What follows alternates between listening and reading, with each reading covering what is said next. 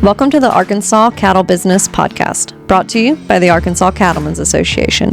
Here, we dive into the heart of Arkansas's cattle industry, where legislation, education, advocacy, and development come together to support the hardworking cattle producers of the natural state.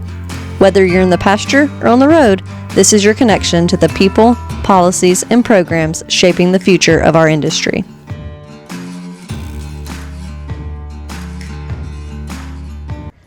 Hello and welcome to this episode of the Arkansas Cattle Business Podcast. I'm your host, Michelle Buffkin-Horton, and I have a guest with us here. And if you're watching online, you may realize that we are in a little bit of a different location. And so we are actually at location for the Farm Bureau Beef Commodity Meeting. And we're able to grab a few minutes with our guest here and talk about New World Screwworm. So really excited to be able to jump in and introduce y'all to maybe somebody that maybe y'all haven't met before. It's going to be Dr. Andrew Fidler, the Arkansas State Veterinarian. So welcome to the podcast. Thanks for having me. Appreciate the opportunity. Yeah, excited about it. So for listeners that may not know you yet, can you tell us a little bit about yourself and your role as the state veterinarian? Sure. So I live up in Northwest Arkansas, and I've been working with the Department of Agriculture in Arkansas for the last probably, 8 or 9 months now as the state veterinarian, also currently the acting director of the Animal Health Division within the Department of Agriculture.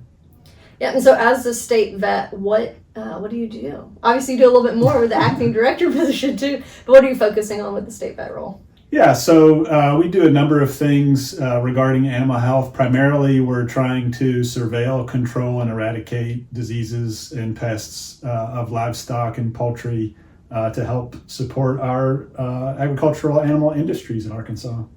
Yeah, and so you've been in that role almost a year.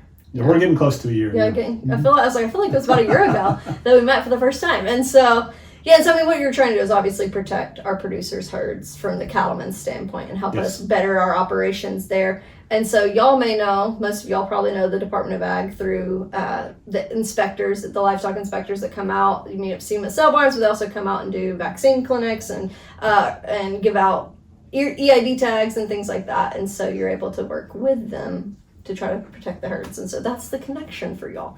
Because I feel like a lot of times, hopefully, people don't have to meet you and talk. Hopefully they don't need the state vet there, but they definitely interact with their livestock inspectors on a pretty regular basis.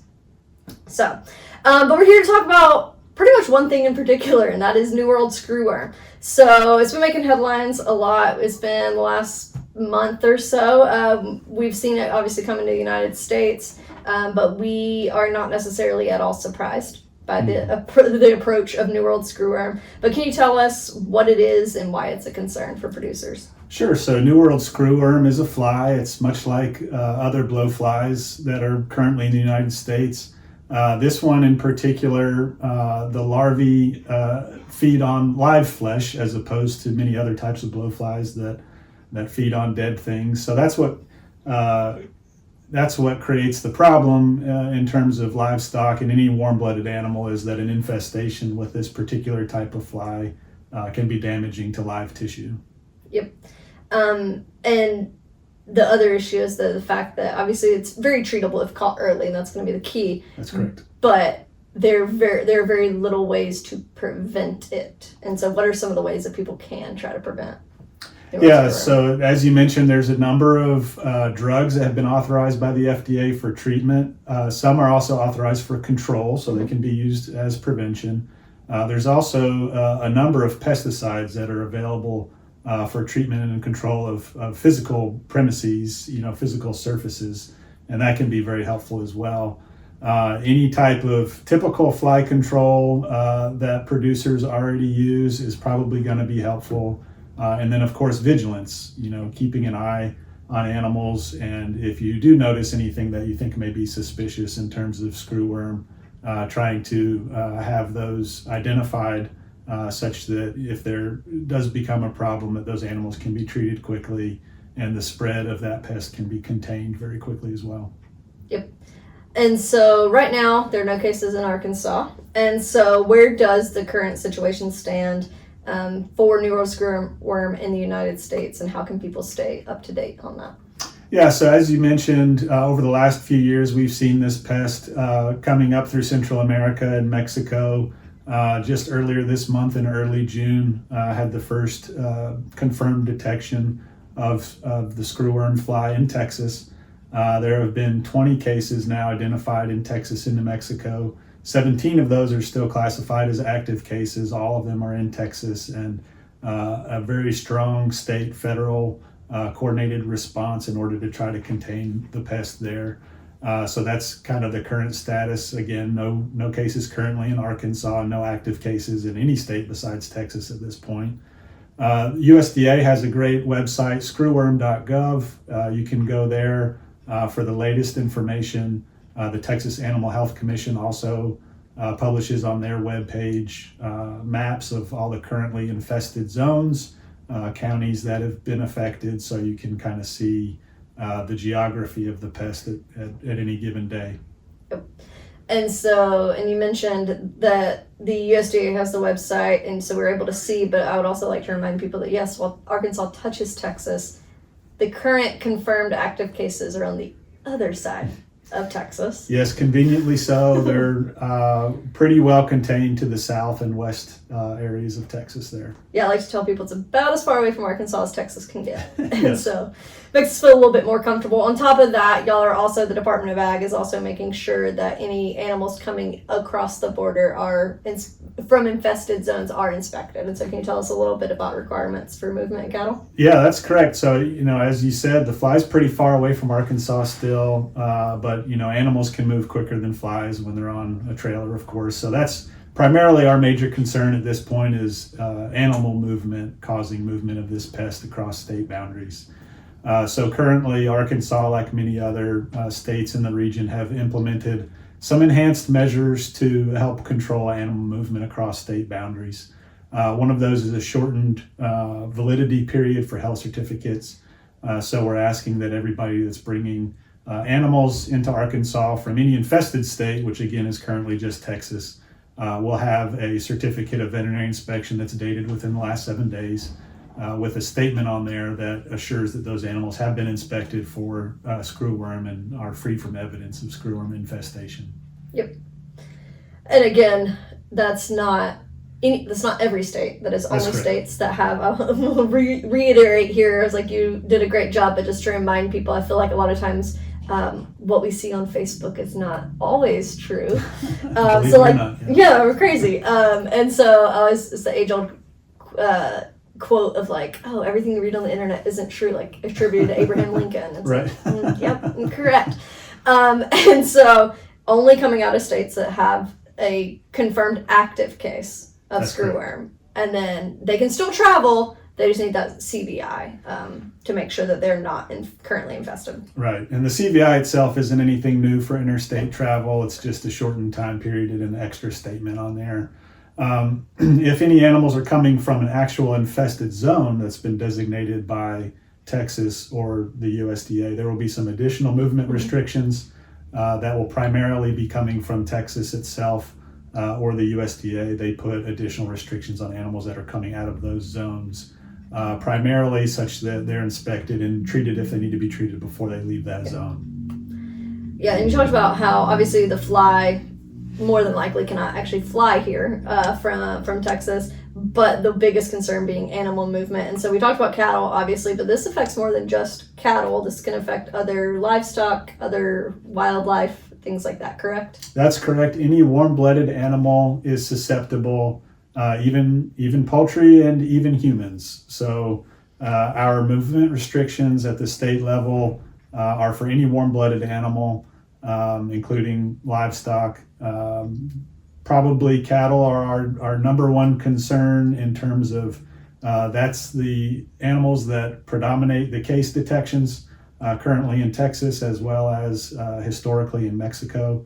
And so that's where we're putting most of our emphasis on surveillance at this point. Yep. Perfect. What symptoms, what signs we're looking for as we look at cattle? Obviously, keep an eye on them a little bit closer than we do. Obviously, we always check our cattle every day anyway, but keeping a closer eye on them, especially now during the heat and the fly season and tick season. But what signs and symptoms are we looking for to make sure that we're safe here? Yeah, so the fly and the larval stage, the maggots, actually can be difficult to distinguish from other species of similar flies. So that can be difficult. But again, the primary difference is that the larval stage of this pest likes to feed on live tissue. So non-healing wounds that have maggot infestations, that's kind of the classical clinical picture that you'll see. They do have a distinctively foul smell when they are causing problems in an animal, but that can be a little bit difficult to describe verbally to somebody, of course. So really, we're just asking folks to be extra vigilant of any wounds that may have larvae in them, and they can submit those larvae for identification to state and national labs, and that's the best way. And this fly can lay eggs in a wound as small as a tick bite, so it can start off very small. That's what makes the control and prevention side of things so important for this pest. Yeah, and so you mentioned being able to submit the larvae for inspection and looking and identification, but if somebody suspects or thinks or worries that they may have screwworm, what are their next steps? What should they do? Yeah, that's a great segue into some of the things that we've begun doing to try to help folks with identification.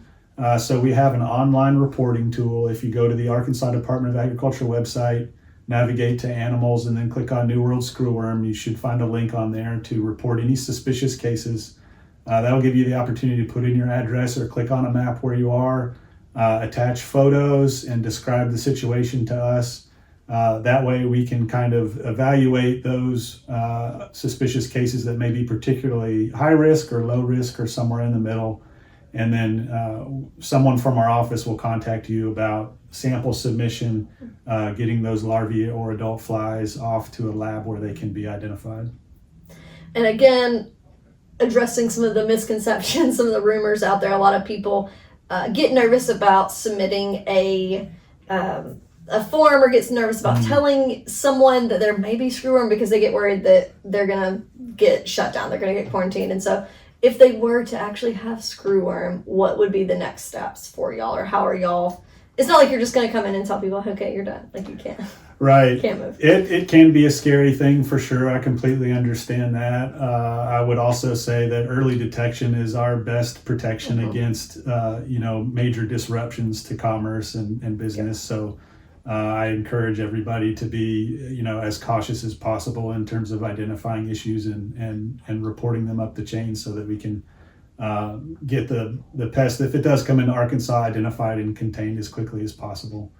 The early stages, if it were identified, for instance, on a livestock operation, would be examination of animals on the farm by state or federal personnel. I know that can sound a little bit scary, but I promise it's not as scary as it sounds.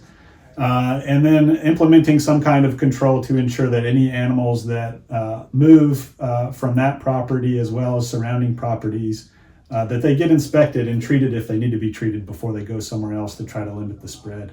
Again, that might sound a little bit scary, but really it's just protective measures in order to ensure that the pest doesn't spread any more than it already has.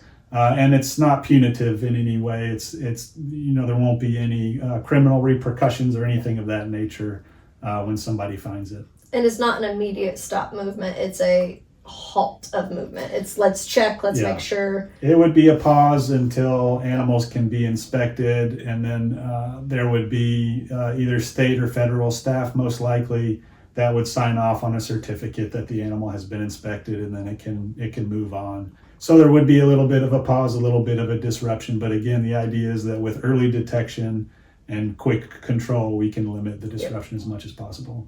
Yes.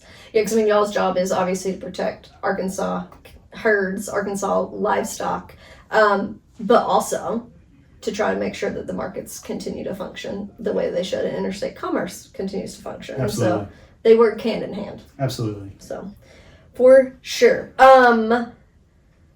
We've talked about that, and so again, we've talked a lot about control of this pest, but we never actually touched on how is the United States working to eradicate New World Screwworm, the life cycle, the sterile flies, things like that. So can you tell us a little bit about how we're working to control that at a national level? Sure. So there's a couple of aspects to this. The first would probably be surveillance measures to understand where the flies are. So that includes both active domestic animal surveillance as well as more passive fly surveillance in terms of trapping and wildlife surveillance as well, trying to identify any wildlife that may be infested.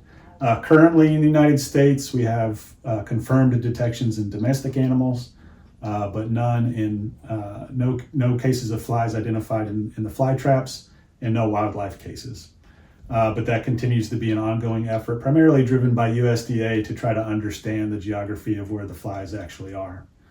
That information kind of feeds into what's called the sterile insect technique of control of this pest, which is a technique that was developed quite a while ago and successfully implemented back in the 1960s and 70s to push this pest out of the United States, completely eradicated it from the United States, pushed it down through Mexico and Central America to the Panama Canal, and where it had stayed for decades until the last several years when it's come back up. And so that's still primarily the method that's being used today to try to eradicate it from the United States and push it back farther south again. The release of male sterile flies. So these flies have been irradiated in order to make them sterile. The females only mate once. So an abundance of sterile males will deplete the population. These flies, the USDA dyes them with a fluorescent dye so they can be identified and distinguished from wild type, naturally occurring male flies. In case they do catch one of these in a trap, they can tell it's one of theirs and that it's sterile. And that's really the method that was successful in eradicating it from the U.S. before, and with enough sterile males will likely be the way it's eradicated again. Yep. Yeah. And so when we fought this in the 50s, 60s, we had 3 sterile fly production. I always want to say creation. I'm like, it's not the right word. It's production facilities. We're down to 1 right now. That one is in Panama. It was just retrofitted by USDA, worked with Panama and Mexico to retrofit that. So we're getting probably about 115, 117 million. There, the issue arising in the fact that they're not all male. And you can only use the male flies for the sterile insect technique. So we're actually working on, I am not. I'm definitely not in the realm of this, but they're working on techniques to produce male-only flies, so obviously drastically increasing the number of flies that are able to be used, along with USDA has also broken ground on a brand new facility in Texas to be a production facility, along with they've broken ground and are making progress on a distribution facility in Texas. And so we've seen progress moving forward, but obviously if we can get all male sterile or all male flies, that's going to make a big step forward as we try to combat this and keep it out of the United States. And so that's some of the things the USDA has been working on, but what else is Arkansas Department of Ag specifically working to do to prepare for potential detection? Like I said at the beginning of this isn't surprising. We knew this was coming. A lot of times we've said it was a matter of when, not a matter of if we got New World Screwworm. So how have y'all been preparing for the last year or so for this? Yeah, so certainly we're in constant frequent communication with our USDA colleagues that are located both in Arkansas and across the country, in addition to other departments of ag, other state veterinarians from neighboring states and across the country as well. In addition, in Arkansas, we're in frequent communication with our Department of Health partners and Arkansas Game and Fish Commission partners, because as we know, this pest can arrive by one of many different routes. So we need to, be hand in hand working with those folks in human health and in wildlife in order to have the best surveillance capabilities. In addition to keeping up with the latest information on both the federal and state side, It also includes a lot of preparatory activities. So developing, response planning documents, making sure that every partner that we're going to have to work with is aware of what we may ask them to do and what they may need from us in order to try to quickly control and eradicate the pest. Yeah. And it makes it where y'all can act a lot faster too. So primary example is when the regulation was released of not allowing cattle from or livestock from Texas to come over without a CBI from 7 days, saying they're not inspected. Like, that wasn't something that y'all came up with that day. It's something y'all had been working on for a long time. It just got implemented, obviously, as the situation continued and progressed. And so all these conversations, I feel like, have been ongoing for a while. Yes, absolutely. And we've walked through the steps of, in this scenario, what would we do? What's the next step? So we have a variety of measures planned out to deal with different scenarios of introduction of the pest in Arkansas. Absolutely. And I'll promise you that I feel like every state vet I've ever talked to, like, their what if brains and what if scenarios are like, they've thought of everything. And a lot of times I'm like, oh my gosh, I've never even thought of, like, what if this happened? And so I feel like y'all, the way the y'all's brains work is very impressive from a regulatory standpoint, but also just from a creative what if, like, what's the worst case scenario that could happen? How are we going to prevent it? And so y'all thought of a lot of different risks and things that probably we have not even thought of as producers ourselves. So we're grateful that somebody's out there trying to answer the questions. Trying to cover all the bases, absolutely. So to wrap up, if there's one thing you'd like Arkansas cattle producers to know about and to remember about New World Screwworm, what would it be? Oh, it's hard to pick just one. I would, harken back to the fact that we've dealt with this pest before in the United States, cattle producers in this part of the country, and we can deal with it again. It's a treatable condition. It's a pest that can be eradicated. It has been, and I'm sure it will be again. It's just a matter of time. But then also, I always like to end any discussion about New World Screwworm for all our perhaps non-livestock associated folks, or for our livestock producers to share with their non-livestock associated folks, that it doesn't present a food safety concern. Yep. So the meat supply is safe. Screwworm will not make our supply of beef unsafe. So that can, that's always a strong, an important message to share with the public, that food safety is not a concern when it comes to screwworm. Yeah, that's what I've been, as I've had people reach out, reporters reach out and ask for interviews, that's always my one piece is, it's an animal health issue, not a food safety issue. Absolutely. And so that's a good reminder for sure, as people are having conversations with consumers, or if anybody sells direct to consumer beef or anything like that, just reminding people that obviously it is a concern. We're keeping an eye out for it from our perspective as cattle producers, but from their perspective that their beef supply is very safe. So it's a good reminder. All right, but we appreciate it. If y'all have questions, please reach out. Check out screwworm.gov. Check out the Department of Ag's website. They have a list of resources available as well. And so if you have questions, if you have concerns, be vigilant, reach out. I have a feeling that y'all would probably rather receive a notification or receive something and determine it's not screwworm than the other way around. Absolutely. So do not hesitate to let us know if you suspect anything atypical. Better safe than sorry. Yes. So perfect. Well, thank you all so much. We appreciate it. We'll see y'all next time. This is the Arkansas Cattle Business Podcast, your trusted source for all things cattle in the natural state.